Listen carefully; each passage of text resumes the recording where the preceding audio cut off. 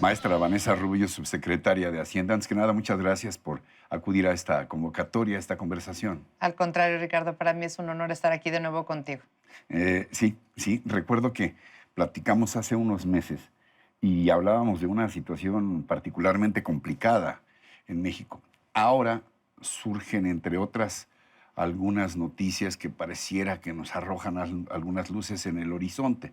Particularmente llama la atención esta reclasificación de esta entidad Standard Poor's que aún para los neófitos sabemos que es muy importante el diagnóstico que emite sobre el comportamiento de las economías de los países periódicamente. ¿Qué significa esta reclasificación de pasar de una perspectiva negativa a estable?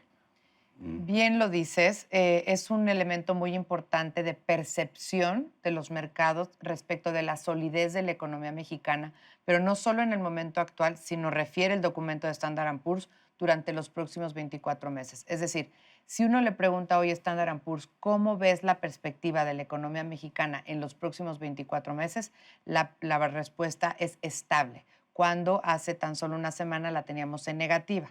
¿Por qué la teníamos en negativa? Pues simplemente porque habíamos tenido muchos choques externos que les llaman. ¿Y qué son estos choques externos? Fenómenos que se habían generado en el exterior, pero que afectan el desempeño de la economía mexicana. Precios del petróleo, por ejemplo. Empezamos con Brexit. Después de Brexit tuvimos el menor crecimiento esperado de las principales economías industrializadas del mundo. En particular, si uno hace un acercamiento, es el menor crecimiento del sector industrial de Estados Unidos en el 2016, que es el que jala nuestras Mm. exportaciones. Tuvimos sin duda el choque petrolero, y el choque petrolero a dos vías, Ricardo. Uno, en la parte de precios. La última vez que yo estuve en Hacienda hace 4 años y medio, el precio del barril estaba arriba de los $100. El año pasado comenzamos 2016 debajo de los 20. Y esto para un país que tiene digamos, un peso importante, sobre todo en las finanzas públicas del petróleo, es un choque. Y por primera vez también una plataforma menor a 2 millones de barriles diarios, 1.9 este año, y eso implicaba de dónde vamos a sacar recursos para compensar. Y ¿Cómo, la cómo- respuesta fue la reforma fiscal. a ver, ¿cómo le hacemos? ¿Cómo hemos reaccionado para no depender exclusivamente de estos fenómenos del exterior? ¿Qué se ha hecho, pues? Básicamente yo te diría, el calificativo de la economía mexicana es resistencia, es fortaleza. Lo platicábamos ahora que estuvimos en la cumbre del G20 en Alemania, y eso es por lo que se le califica a la economía mexicana en el mundo, por ser resistente, por haber sido fuerte ante todos estos embates. ¿Y por qué? Pues porque tenemos fundamentos macroeconómicos sólidos, porque nos hemos ceñido una política fiscal muy estricta, muy responsable, y por el otro lado, porque se han instrumentado las reformas estructurales, y las reformas estructurales ya comienzan a dar beneficios tangibles, por ejemplo, en la parte energética, en la parte de telecomunicaciones, en la parte de educación. Estas empiezan a generar empleos, empiezan a generar inversiones, y nos ha permitido que mientras hace 4 años el presupuesto del gobierno federal dependía 40% de los ingresos del petróleo, ahora depende 16%. Nos hemos vuelto menos dependiente de Menos los petrolizados. menos petrolizados y más dependientes de los ingresos tributarios, que por cierto son más estables en el tiempo. ¿En cuánto tiempo estiman ustedes que estas buenas señales de la economía y de la macroeconomía especialmente se traduzcan en generación de empleos, en mayor poder adquisitivo, en beneficios, pues, para los mexicanos en general? Es muy pertinente tu pregunta. Yo tengo una mamá que me dice, yo no entiendo nada cuando vas a hablar de Mijita. estos temas. Mi hijita, mi mamá es química farmacéutica industrial, entiende de otras cosas. Mi esposo arquitecto. El fin de semana que fui al salón de belleza me preguntaba la señorita que atiende ahí, y me dice, la vi en la televisión y eso qué con nosotros. Es cierto, es lo que la gente pregunta. Al final del día yo te diría, eso ya da resultados. ¿Por qué ha dado resultados ya? porque tenemos más de 2.8 millones de empleos creados en estos 4 años. Es decir, esto ya se está traduciendo en empleos tangibles. Los empleos están siendo mejor pagados. Es decir, si uno hace la revisión de la información del Instituto Mexicano del Seguro Social, los empleos ya pasaron un promedio más alto en cuanto a salarios mínimos se refiere. Por el otro lado, esto implica más inversiones que vienen ya al país y que van a empezar a detonar más empleo, mejor infraestructura. ¿Confianza? Confianza, sin duda. El voto de Standard Poor's es sin duda un elemento de confianza, de que sienten a la economía mexicana robusta. No importa estos embates, pero reitero, esto se concreta para los ciudadanos en más empleo, en mejor infraestructura, en más oportunidades, mejor calidad de vida, porque hemos estado generando mejores salarios. Y por el otro lado, yo te diría también, todo este elemento genera, como bien tú dices, un ambiente positivo para que quienes estaban dudando en una inversión, para quienes estaban repensando quizá más para finales del año una inversión, la empiecen ya a detonar en el corto plazo. Recibía yo el viernes pasado a la Corporación de Inversionistas Chinos y nos decían que estaban particularmente interesados en la reforma energética y en la reforma de telecomunicaciones y quieren invertir. Despierta apetito en el mundo y eso genera empleos y los empleos ¿Estamos, es por lo más cierto, tangible. diversificando estas relaciones? Sí, es De, correcto. de inversiones, Sin de duda. relaciones financieras,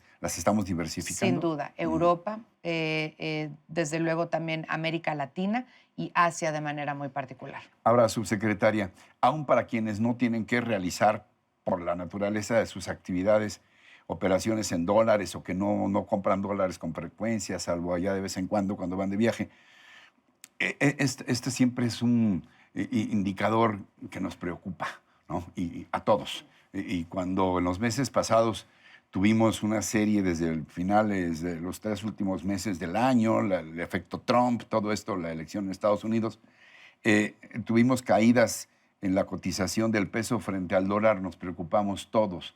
Ahora parece que se está estabilizando. ¿Esto también es producto de lo mismo que estamos hablando, de estas Sin duda. señales? Cuando hay demasiada volatilidad, hay incertidumbre, que fue lo que pasó una vez se resolvió la elección de Estados Unidos. Había incertidumbre, por ejemplo, entre que si íbamos a negociar el Tratado de Libre Comercio y mejorarlo o no iba a haber Tratado de Libre Comercio. Esto ya se ancló. Entonces, todas estas incertidumbres, angustias que tienen los mercados y que le imputan esa volatilidad al peso, se han venido reduciendo. Llegamos a tener el peor de los días del año pasado, 22.09 la cotización, y ahora estamos alrededor de 17.5, 17.6. Esa es la fluctuación que hemos tenido las últimas semanas. Entonces, este es exactamente otro de los elementos que permiten dar certidumbre. Hace rato comentabas el tema de la inflación. La inflación tuvo un efecto de incremento, pero no fue un incremento generalizado. Se trató de una inflación contenida para el tema en particular, sobre todo de las gasolinas, por la flexibilidad que hubo ya en el mercado a partir de enero. Se ha venido estabilizando el precio y la inflación ya viene a la baja. Lo comentaba el gobernador Carstens esta última semana, que esperaban que entre junio y julio alcanzara su punto más alto para comenzar a disminuir y empezar a converger ya con el objetivo de Banco de México hacia finales de este año, principios del siguiente. Ahora, mencionabas hace un rato esta codependencia de nuestra economía con los Estados Unidos y ahora hablabas del Tratado de Libre Comercio.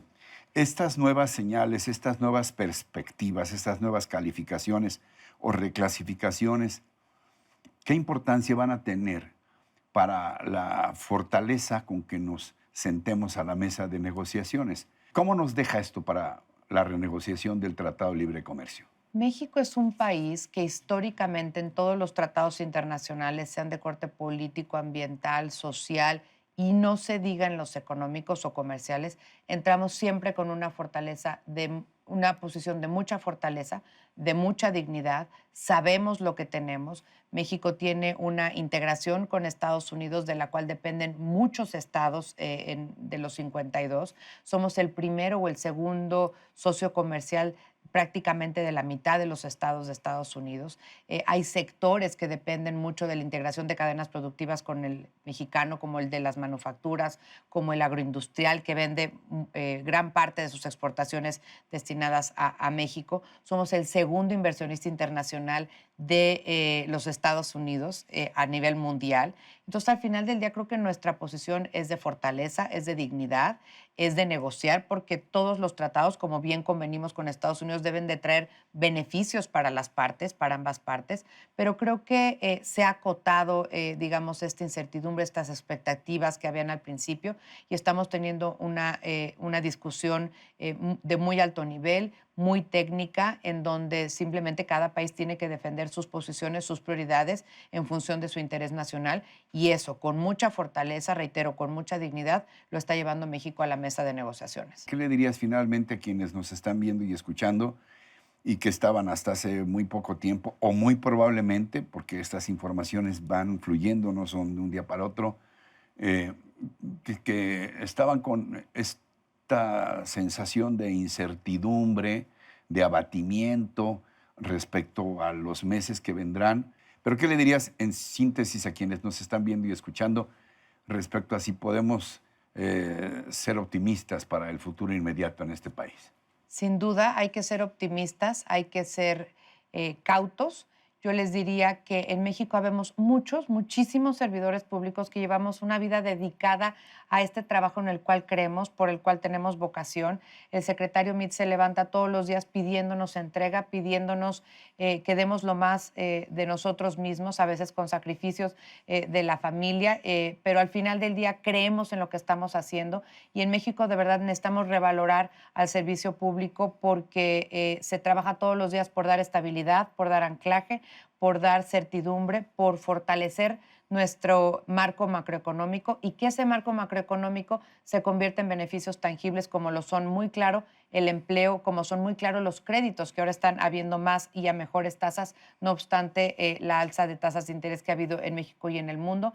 Los créditos siguen siendo créditos competitivos para las casas, créditos competitivos para las mujeres que quieren poner un negocio, créditos competitivos para las empresas de mediano tamaño también. Así es que México va adelante, somos país fuerte, somos país digno y tenemos muchas posibilidades. Hay que estar cautos porque vivimos en un entorno volátil, en un entorno incierto, como lo vive el mundo, pero estamos entrándole con mucha fuerza, reitero, con mucha fortaleza. México se ha mostrado ser un país muy resistente, no obstante las circunstancias que hemos enfrentado. Así es que ánimo y México va para adelante. Somos un gran país hecho de grandes mexicanas y mexicanos.